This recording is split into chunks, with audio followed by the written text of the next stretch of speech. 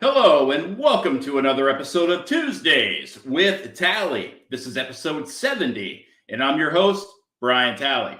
The mission and the goal of this podcast is to bring an engaging conversation that will add value to the lives of everyday people. We will inspire, encourage, educate, and tell the stories of America's finest men and women in an effort to motivate you to live your life to its fullest potential. Be sure to follow us on social media and on Spotify. The outline information and handles are all located on the scrolling ticker at the bottom portion of your screen. Be sure to like and share the program as well.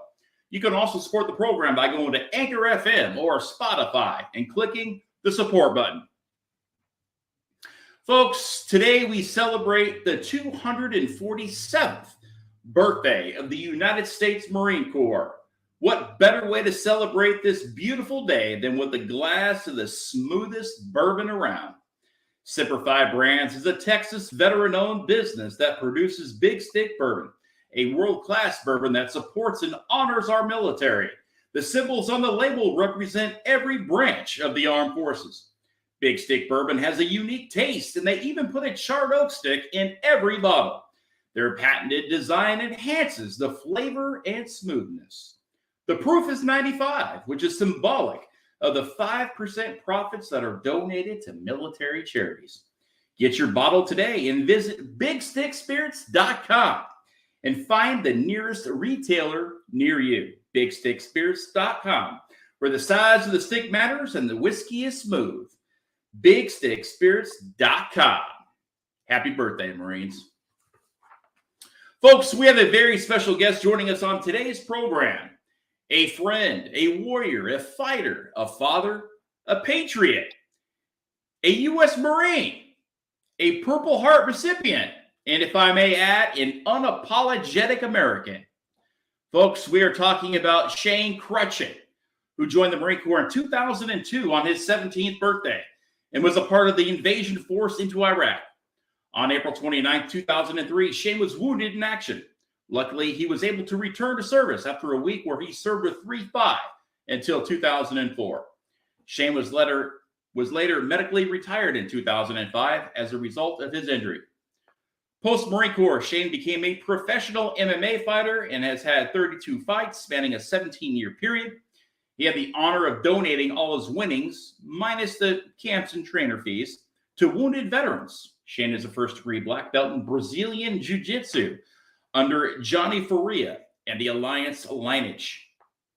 He also assisted with the program called P.O.W, Pugilistic Offensive Warrior, helping bring OIF and OEF veterans into the gym and keeping them on a regiment of athletic-based workouts to include holding them accountable and away from drinking and or doing drugs.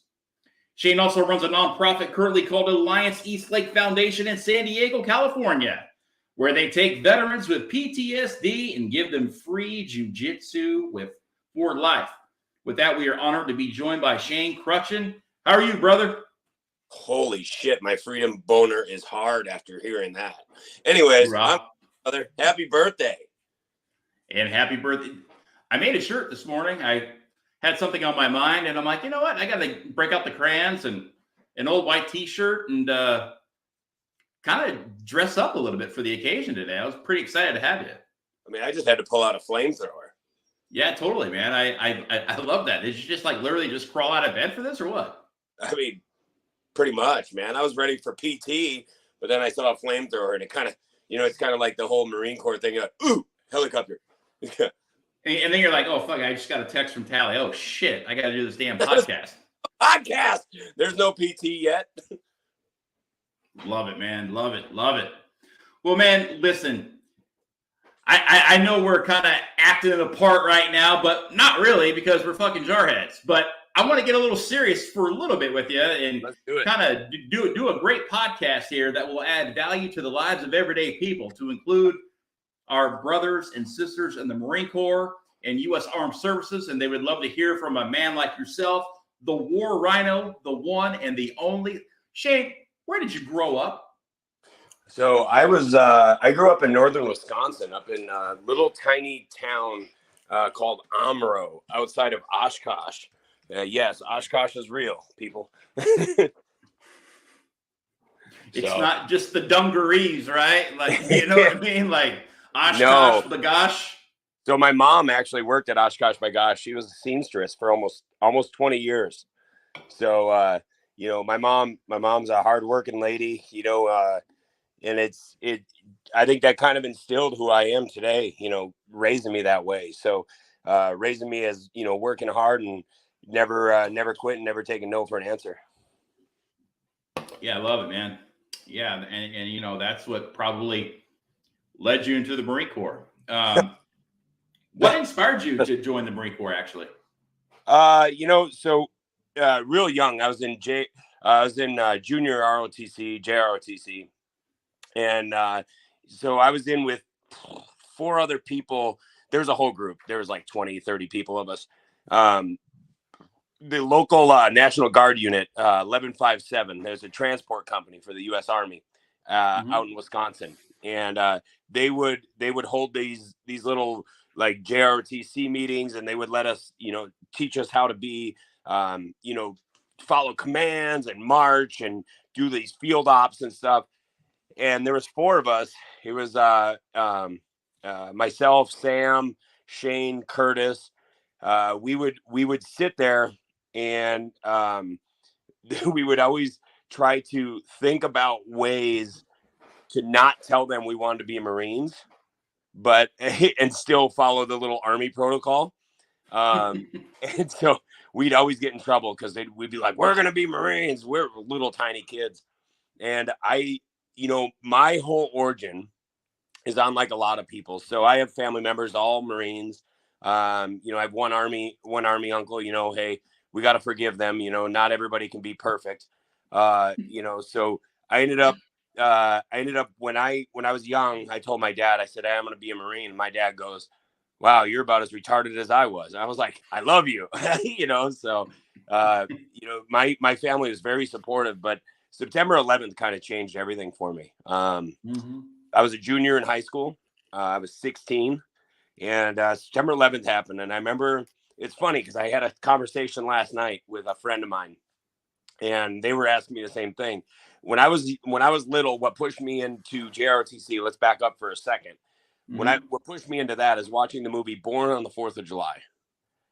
Not a lot of people remember that movie. It's a pretty heavy movie. But watching Born on the 4th of July is not your traditional push you into military service movie, Vietnam, but it made me appreciate what our troops went through coming back from Vietnam, because that really shows when they were hurt what they came back from. And I remember thinking in my heart and my mind, I was like, I want to give America a better future. If this is what America was, I want to have a different America. I want to have the America that my grandfather had coming back from World War II. So fast forward, September 11th happens. I remember walking through the library. I was in high school, and I walked into world history class. You want to talk about a class that changed my life? Miss Pritchard, world history class, second period. I walked in. You remember those TV carts they used to have with the big old TV strapped down? Walked in, and she had the TV on the news, and it had the first tower had been hit. And I go, what the hell is that? I had no idea what World Trade Centers was. No idea. And she goes, man, the iconic building in New York's been hit. And I go, what? Yeah, totally confused. Sure enough, not more than what? A little bit later, we're sitting in class, and she's talking, and she just had the news on. Totally random. Welcome to the Midwest. Like, big news is big news. And all of a sudden, the second plane hit. And instantly, all that went through my head was, I need to give up everything I have immediately and join the military yesterday. And I'm a 16-year-old child at the time. I gave up a college scholarship. Gave up a lot. I ran down to my counselor. I said, what do I need to graduate? He goes, you're too young. Don't even think about that. You're good, blah, blah, blah, blah, blah. And I told him, I said, no, I'm effing graduating. I'm doing this. I called my dad on the payphone, and my dad said, hey, if that's your decision, I back you 120%. My mom, a little more skeptical. You got to love moms. My mom was like, hey, make sure you think about it. make sure you do this. And I go, look, either I'm getting the hell out of this town and I'm going to go get some retribution, and I'm going to make this world what it needs to be. Otherwise, I'm just going to do it on my own. And my mom said, okay, if that's your decision, I back you. So I graduated high school when I was 16 years old. 2 days later, I turned 17. On my 17th birthday, we walked in with Staff Sergeant Whippler and signed the papers to join the United States Marine Corps. Love it. So you had to talk your mom and dad into signing that waiver for you? Yeah, man. So not to jump around timelines, but it's hilarious. Sure. So all that happened, right? Fast forward 18 years or 17 years. Almost 20. Holy crap. I was sitting in a bar in the stockyards over in DFW, and I'm sitting there, and I meet this girl and this guy. They're dating, and she sees my military ID somehow, my retiree ID. She sees it in my wallet. She goes, "Oh, you were in the military?" I go, "Yeah." And she goes, "Oh yeah, how long were you in?" Like trying to big dog me. I'm like, "Yo, big dick energy, calm down, dude. Like a blue ID is a blue ID. You know what I mean?" And I told her, a little elevator speech, hey, boom, boom, boom, boom. And she goes, "It's impossible. You didn't see combat at 17. No way. You would never did." I said, "Ma'am, I had my 18th birthday in Baghdad. Like, what the fuck? Like, who cares? You know what I mean?" And she was like, "I don't care. You're lying." And I was like, "Okay." I was like, "You just keep thinking that." So I walked away. But even my buddy that was there, he looked at me and he goes, "What the hell is that chick's problem?" I was like, "I don't know. We should just support one another. Come on, we're all military here." So same team, dude. Same team. Yeah, dude. Blue on blue. It's just it's weird, but yeah, man. So basically, love of country, believing service over self was the big reason of joining the military.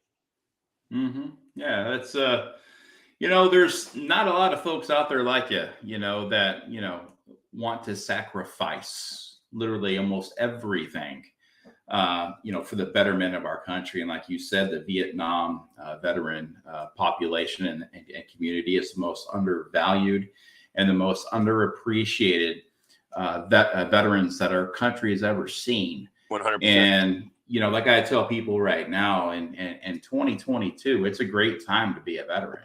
I mean, I don't think there's been a better time in America to be a veteran because of all the nonprofits that are out there, for everybody out there that is willing to help, for everybody out there that appreciates the sacrifice. Not everybody understands it, but a lot of people can appreciate it and do what they can to help,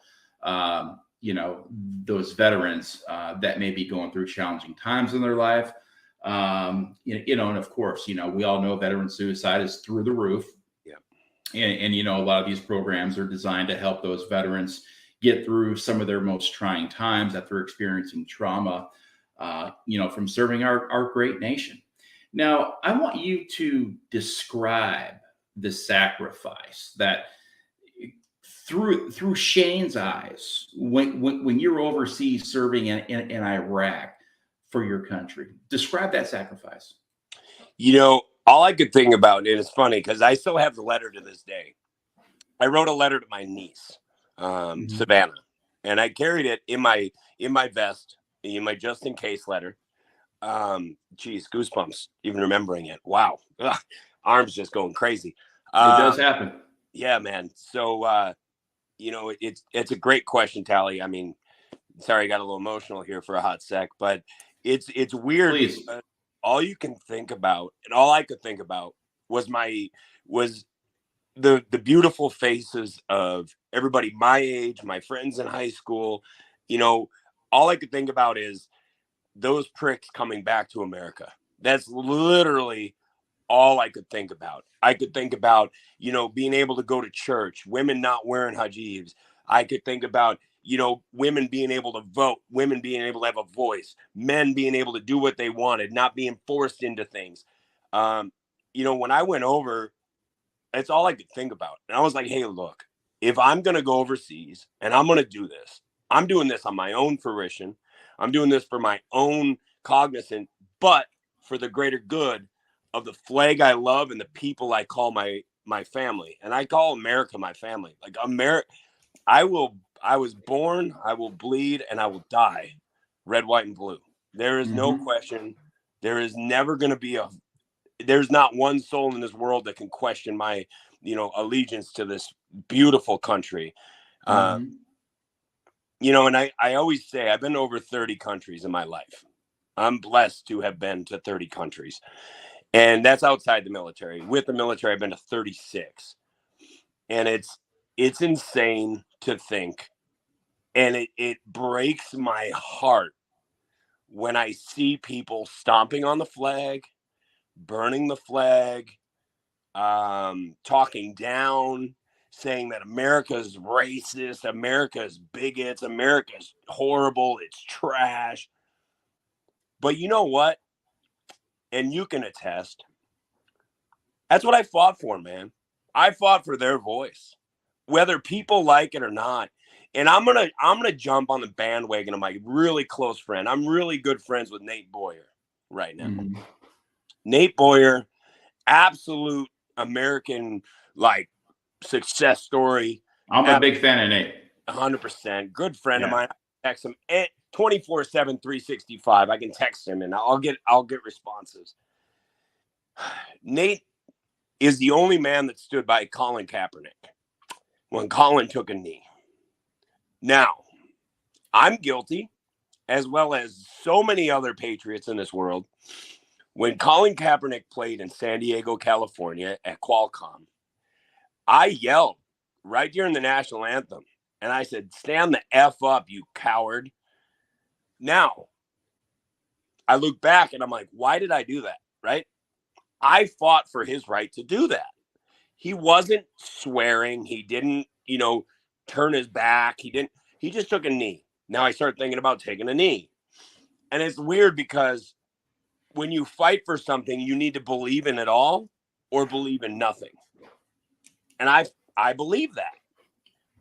I was shaded and clouded. So it's weird because when you go to fight in a country that you don't know anybody, I couldn't even have told you where Iraq was on a map prior to going there, right? There was no way, ifs, ands, or buts. So you have to fight for everything you believe in. If I believe in America, I have to fight for all of the human inhabitants within our borders. And I've been ignorant to the fact at times on being disgraceful and going against kind of God's word, because we're all God's children at the end of the day. And unfortunately, I've turned my back on some at times, and I've gotten a lot better at that. And I felt kind of ignorant when I start dissecting my previous past because of going over and serving this country and really fighting. So sorry to digress so severely and go off left field. Oh, but this is what I want. This is what I want. That's what this program's all about, man. You're adding value right now. There's so many Marines out there. There's so many veterans and there's so many civilians. I want to hear it from a man like yourself, who does have an opinion, and your opinion matters. Please continue. I appreciate that, man. It's in this world, you only have one life to live. And if you don't live that life for what God gave it to you for, you've now wasted so much ability in this world and so many blessings. And I think that, everybody goes, well, God wouldn't want war. There's been war since the minute this earth has literally come about, if you think about it. And so everybody's fought for something. Now, the other side fought for what they believed in. We fought for what we believed in. Now, I believe what we fought for was right. They believe what they fought for was right. Thank goodness that, our aim and our weaponology is a lot better. But, at the end of the day, I believe that I was able to create a better future. I believe that I could give better value to my daughter, to my son, and make sure that they don't have to speak another language. And, they get to live under the, 50 stars and the best red, white, and blue flag in the absolute globe. And that's it. So to this day, I will fight. I will bleed. I will patriotically stand up and not back down to anybody about it. Sorry. I got a very serious question for you.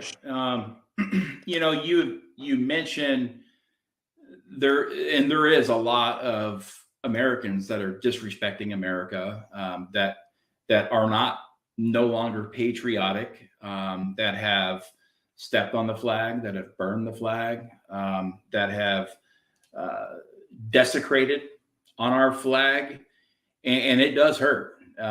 It hurts in ways to where it will depress the shit out of me when I see this, and I question, like, do they understand? They don't understand what it's like in another country. They may have never even left their county, let alone their own state, to know what it's like and to know how good you got it here in the United States of America. Now, there aren't many folks out there like a Shane Kruchten. At 16 years old, you witnessed with your own eyes those buildings coming down, and at 16, you thought, "Send me, send me, because I'm ready to fight." And I got goosebumps right now going down my legs. I get them all the time. The Holy Spirit's just flowing. Amen. Yep. Now it's like this. That was a different time, and it wasn't long ago. And you can compare the World War II generation to that too. Yep. Those guys raised their hands, and they were coming off the back of those LCUs coming in off the ship, and they were just storming that beach. And as they stormed that beach, they were getting mowed down. Yep. But that was their sacrifice. That was the sacrifice to keep our Liberty Bell here ringing at home. Yep. Okay. But we have an all volunteer service, Shane. Yep. We have an all volunteer service. And guess what? Recruitment numbers are in the tank. Okay. Yeah, you may have some cities that are doing well or whatever because they have good leadership and they have really good recruiters. But look, let's face it, our recruitment numbers are way down. You got to understand, it's like 0.87%. It's less than 1% of our nation's population is serving actively in the military. Yep. Okay, so have we come to a point in our country and our nation's history that folks have turned their back on the military and say, after I saw the debacle in Afghanistan and that withdrawal of a 20-year bloodshed war that took the lives of so many U.S. men and women, our service members, and then they have family that saw that, and then they see family of these people that are coming home with the wounds of war, and then they see how they get treated at the VA. Why would they want to join at the U.S. military? And that is a question that is asked every single day in this country. And I want your take on that.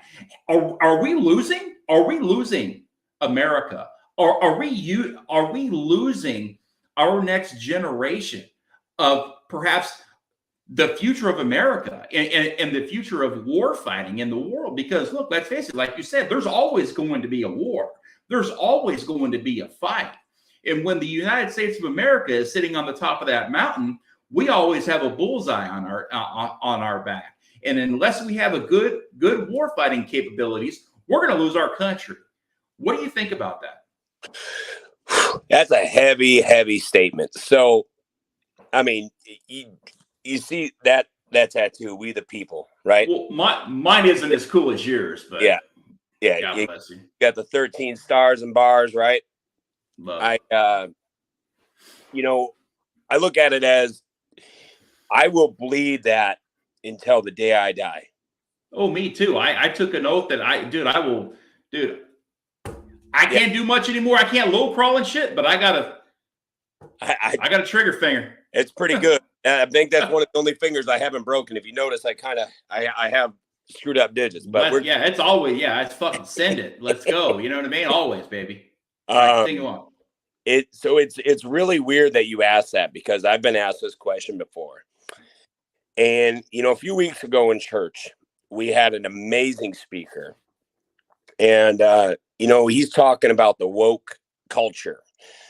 The woke culture has absolutely destroyed America. This whole, have a voice, but they don't even know what they're standing up for, dude. Like, again, go outside the freaking borders of this country. Go somewhere in true poverty. Go somewhere third world. Mexico don't count, homeboy. Go somewhere where these people are literally killing their neighbors so they can have their next meal. Dude, I've been in Africa. I've seen children, soldiers, as young as 8 years old carrying an AK-47. It's sad to see and to realize that today's culture, like, I put it this way. My son just turned 18, okay, last month. And I go, you going to the military? He goes, no. I'm like, wow. Dude, I want to choke the shit out of him, right? It's not child abuse anymore. Now it's just, it's molding somebody in life at 18. But I go around and I have really good. So I'll be at the Marine Corps recruiters, Marine Corps ball next weekend. And I am scared to walk in there because I know 3 of the recruiters. That's how I got invited. Right. And they're lead slingers. They're true gangsters, all combat vets.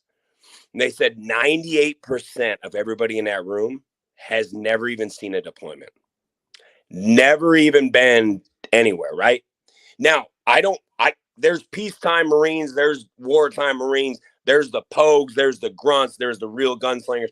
I don't take that away from anybody. Right.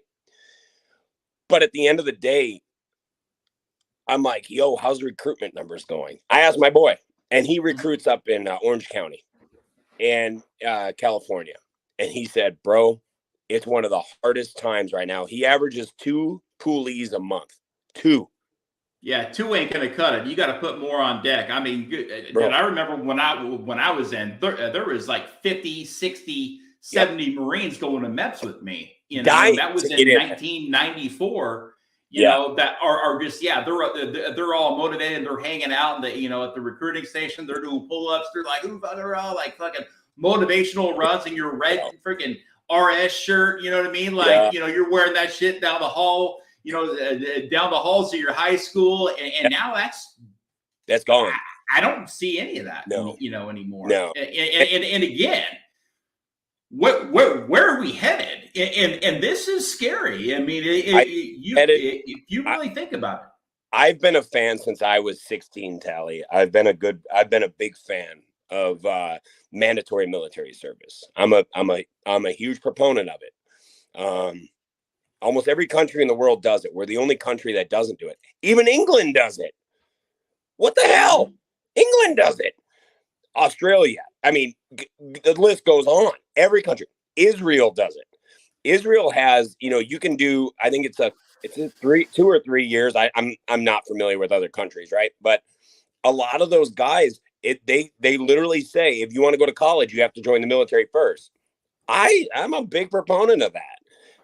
Mandatory military service. And I did see, not to get a little stirry, and I'm going to stir up some pot here, but the draft, so it just came down that all this woke culture and everybody trying to be trans these days is the new okay in the new realm. It's funny because women becoming men don't have to sign up for selective service, but if you're a man trying to now claim to be a woman, you still have to sign up for selective service. Woo! I'm like, yeah, you want equality? Just still fight, dude. Like, I'm a firm believer in that. But at the end of the day, I can't believe that people don't love this country. I'm like, I know. And this communist ideology and the Marxist going on through this country and being welcomed with open arms is dumbfounding. I'm like, dude, everybody's like, oh, well, this and that. Look what Ecuador happened. Look what happened in these countries. Ecuador. Look what happened in China. Look what happened in Korea. Look what happened in all these, bro. I mean, just look right here in Venezuela, just right across the ocean. Venezuela, everywhere. 25 years ago, Venezuela had almost one of the top producing economies in the globe. One of the top. And now it's a shithole. Bro, they can't even buy a loaf of bread for a wheelbarrow full of money. They're welcome back to Russia in the 90s. Remember that shit when they they had bread lines and they're bro. Venezuela, if you look at Venezuela, when they welcomed in the communist government, they were like, everybody's going to be prospering and killing it and blah, blah, blah, blah. That country was gorgeous, producing, exports, imports, just killing it. And now Venezuela has collapsed. It's a sack. Yeah. The whole country's a sack of shit. I've been to Venezuela within the last 5 years, and it's garbage.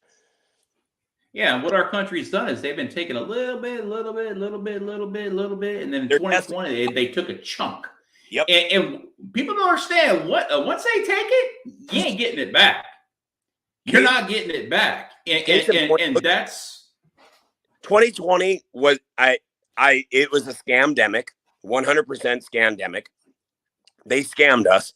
They bit off that piece of the puzzle to see if people would bite. And 80% of the fucking globe was like, let me drink the nectar of this fucking mama's tit. And they took it in, bro. They drank the Kool-Aid, bro. I don't know about you, but I ain't trying to go to no Comet and drink some Kool-Aid and die in a tracksuit. I'm just saying. But these guys, dude, looking at this young culture and being woke, how about you wake up and join the military and earn your right to bitch and moan, earn your right to do things in life, earn your right to be like, hey, you know what? I have a fucking voice. Not, mommy and daddy will take care of me. No, screw that mentality. That mentality is why this country is where we're at. Now, thank God for people in the South. Thank God for people in the Midwest. And thank God for people everywhere else. Because California is a shithole. And, so many of these states are just collapsing. But the Midwest will keep the military alive, as will the South. Because those are true fucking patriots. There are a lot of patriots within. So I live in a red district here in California, which I can't wait to move out because I am moving to Texas in the next few years. I've made that well and clear. There are a lot of patriots here. Let's not say like everybody in these states is a shithole, because they're not. There's some bad mofos. Absolutely. There's John Baca, Vietnam Medal of Honor recipient from the Tet Offensive, lives here. He lives probably 20 minutes from my house. I grew up in San Diego. And, yes, as a kid, and then we lived in Temecula until 2020 when we came to Texas. You and I met when I was going for Congress, my friend. I supported Jim. We went to lunch there in Old Town Temecula. We had a good time. Man. Yeah, that was a good day. there's some really good mofos out here, dude. So I don't want to say like everybody in these states. And there's some families that, I go to a church called Awaken. And Awaken, we have a bunch of campuses throughout San Diego and also in Salt Lake City, Utah. Mm-hmm. You want to talk about some true Americans. They appreciate the act. We stood up, we fought for the right to have church, and to be represented the right way and not be treated like we're communist or we're defying the government because we didn't want to wear masks. Dude, I could go on for a tangent. How did we get here? So we got here by saying, how are the recruiting numbers, and and how do we get the troops? Sorry for no, that's not the question. The question is, how did we get here as a country where we are right now? How did we get here with just so much, like you said, like this communism and this socialism type? I mean, to me, it just doesn't make any sense. And it hit quick. Separation of family and church. People stopped going to church as a family In the 90s, it was welcome. No more, don't go to church anymore because of the big Catholic scandals, you know, with the issues that were going on throughout the Catholicism issues. As soon as that started, Tally, I think that the whole world really kind of pulled away from actually having family values.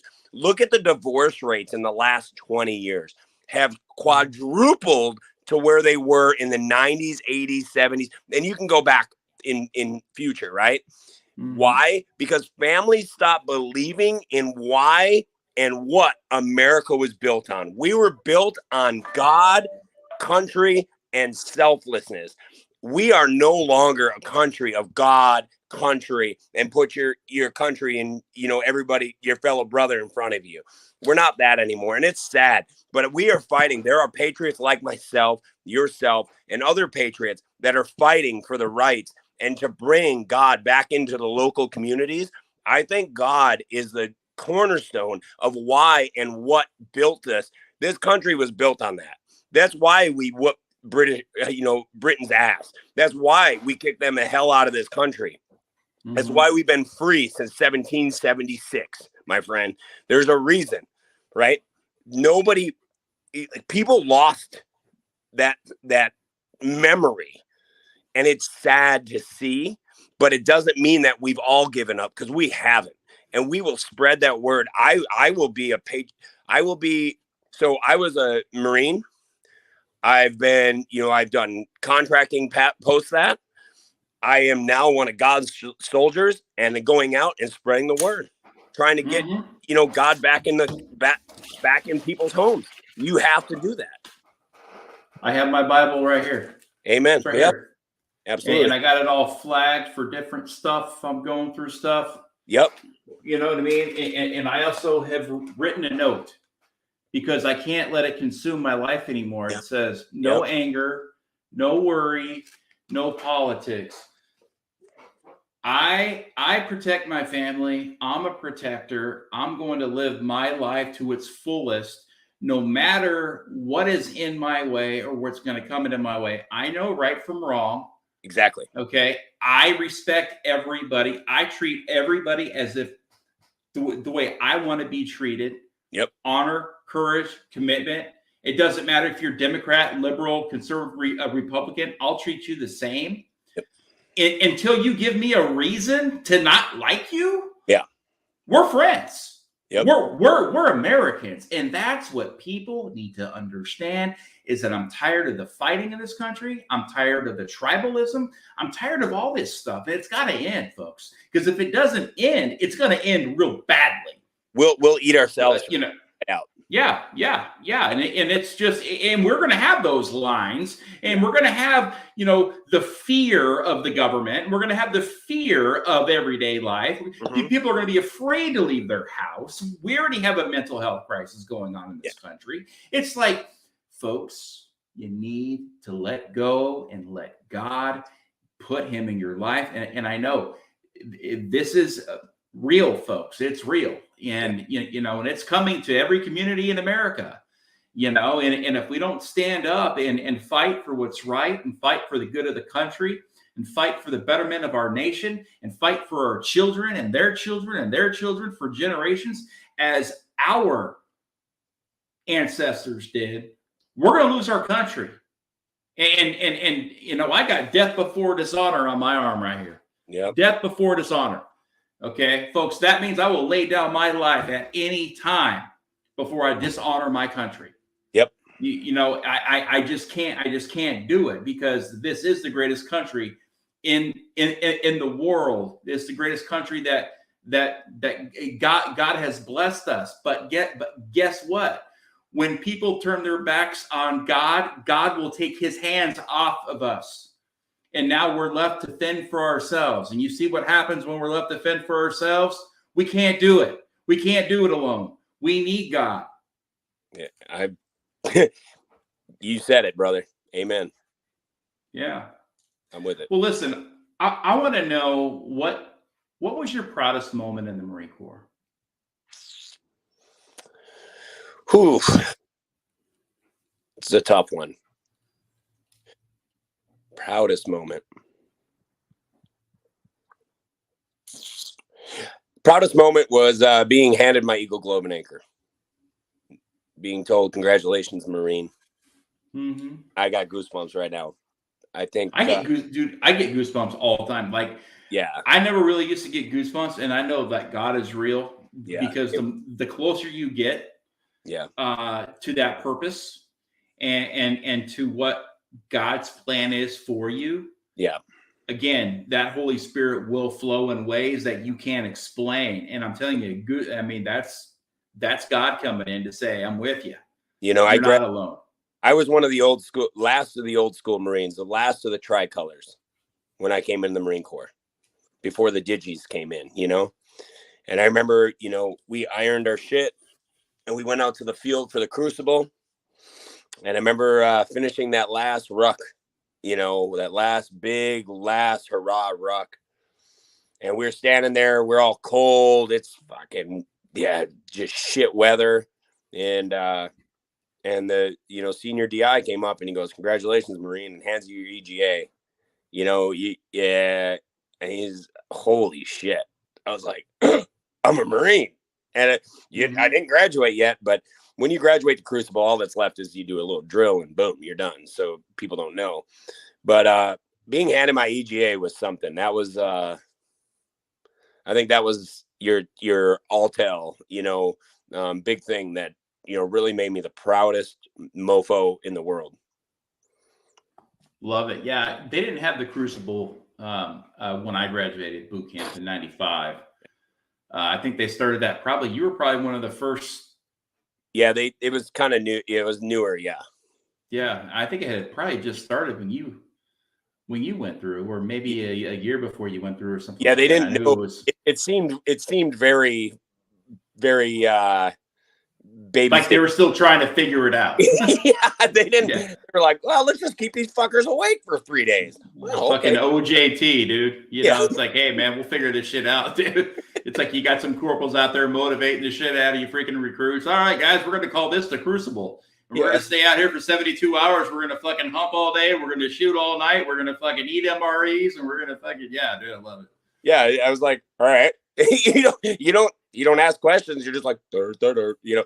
I think that's what, you know, is that's why they recruit so many young guys. You try to recruit me now as a Marine, man, you tell me to do some of that crazy shit, I'd be like, bro, chill out. I'm gonna go jump in the truck. We're just gonna drive over here. I'll shoot that motherfucker and then I'll drive back. I'm not gonna hump 20 miles to go do it. My knees aren't good enough for it anymore. You know, I've got to go back to where we were at a little bit ago about recruitment numbers being down. And I'm not here to bash kids because I speak in front of a lot of kids. And I've spoken in front of 8 classes here in Texas, in the Houston area. And every class I've spoken to, there are a lot of these young men and women that are patriots. They come up to me, they ask me questions. They say, I'm going to go to college and I'm going to become an officer. I'm going to become a naval aviator. Of course, that's the new thing because of Top Gun. And you know, you've got all these people that said, hey, you know, my dad served and I'm going to serve too. You know, I'm a 5th generation, you know, Texan, and I'm going to be a 5th generation Marine. You know, there is a lot of that here in Texas. The South is alive. Yeah. Yeah. So, you know, so the recruitment numbers here, you know, I know the RSR major, he's killing it here in Houston, Texas. But you go to an Orange County, like you said, they can't find anybody to put on deck because they're just not interested. They're like, shit, I can go to college for free without joining the military and without sacrificing my life. And then, even if it does cost money, they'll probably just forgive it anyways. You know, they'll forgive the student loans and all this other stuff. And so really, the GI Bill isn't even an incentive anymore. They're like, I can get that. I can get that down at my local community college. So I see my dad and my mom, the way they get treated at the VA. I see how the Afghanistan war, and again, I'm going to go back to that because Lieutenant Colonel Stuart Schiller is a great friend of mine now. And he's been on this program, and he's my spirit animal. I reached out to him when he literally went live from Camp Lejeune, North Carolina, at the desk of his command, and put that video out there calling out senior leadership from the top down.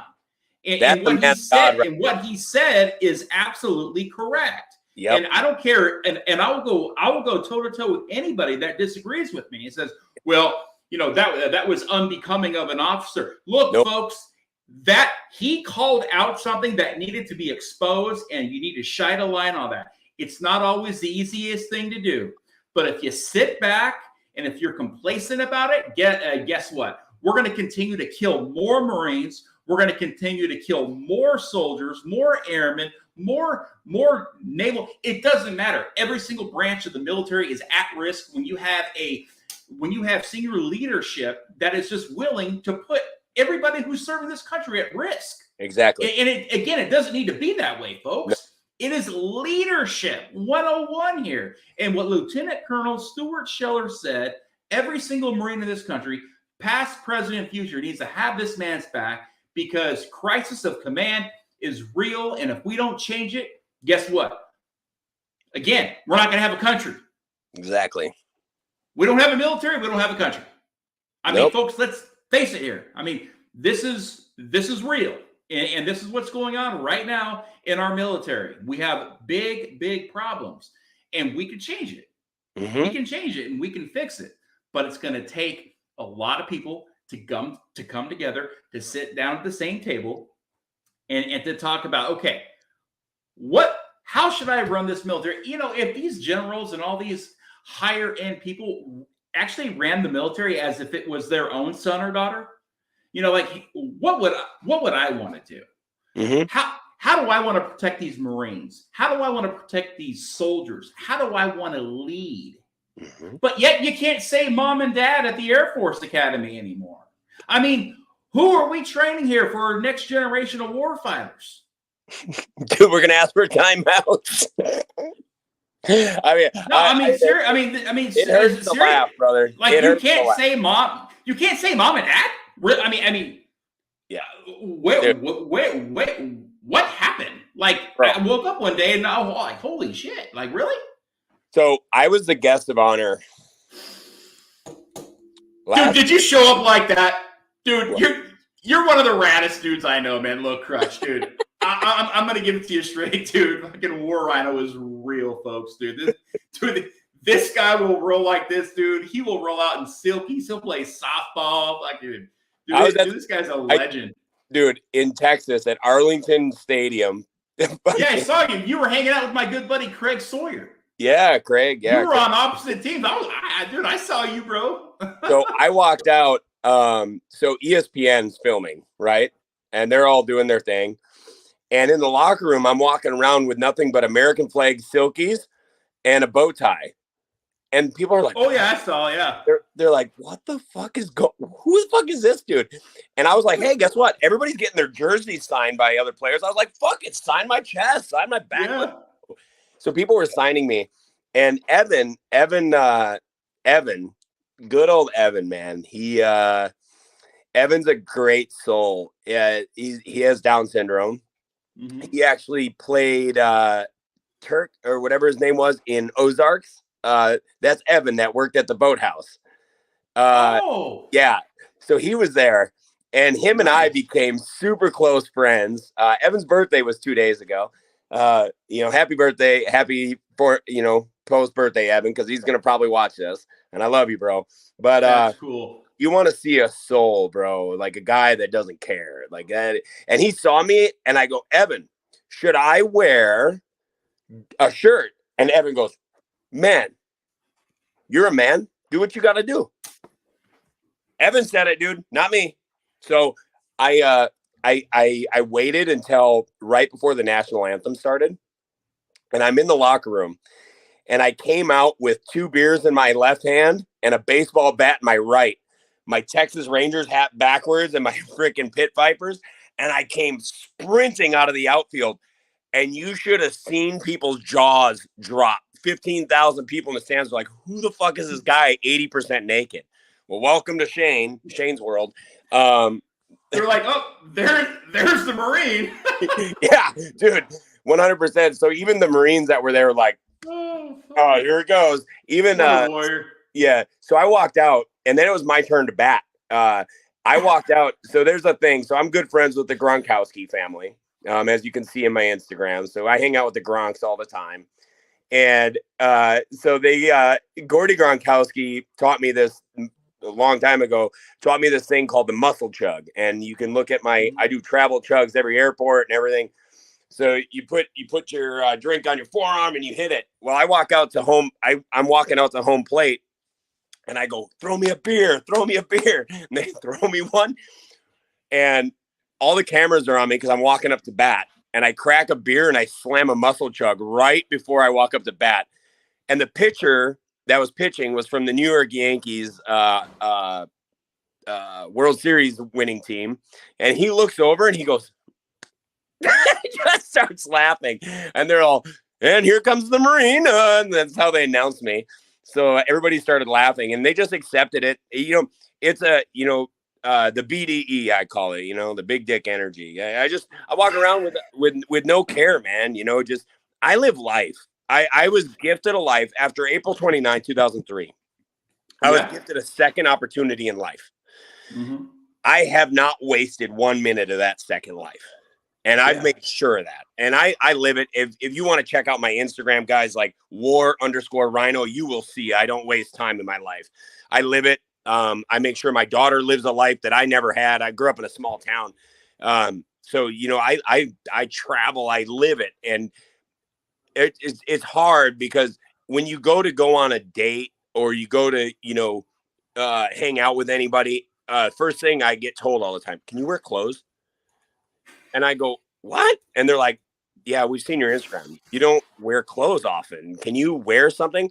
So I was like, yo, I showed up in the stockyards. My good friend Kyle owns an Italian restaurant in Texas. I landed in Houston and my flight got delayed to get to Dallas. So it got screwed up to get to DFW. And so here's Shane, crazy war rhino. I rent a car and I jam across the freaking state to get to Dallas because I didn't want to miss dinner. I'm a fat kid at heart. I wanted dinner. So I rented a car and I drove from Houston to Dallas in under 3 hours. And nobody tells me it's a fine dining restaurant, right? And so I'm in shorts and a tank top with pit vipers on. And I walk into this, 5-star freaking Italian joint. And everybody looks at me and they're like, sir. And I was like, no, it's good. I'm good. I know the owner. I just keep walking. And I walk all the way upstairs and everybody's in suits and ties and fancy dresses. Here comes Shane, tank top and shorts. And I buy the waiter's bow tie. That's how the bow tie came about, by the way. Dude, that's rad. Yeah. And I was like, here's $20. Give me your bow tie. He goes, and I go, give it to me.